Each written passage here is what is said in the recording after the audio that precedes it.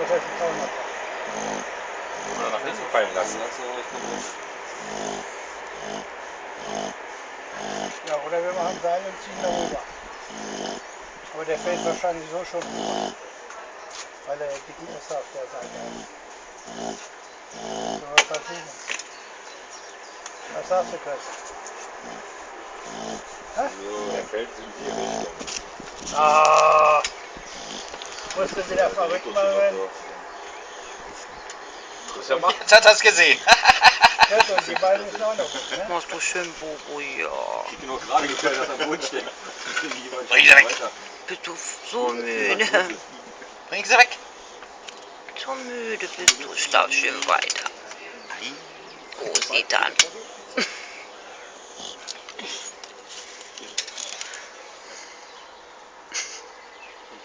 Gehst du überhaupt zur Schule? Gar nicht. Das habe ich schon alles genannt. Moment, Nee, du hast eine ausgelassen. Sag, du hast die Schule hinter dir. Habe ich zweite nicht genannt? Nee.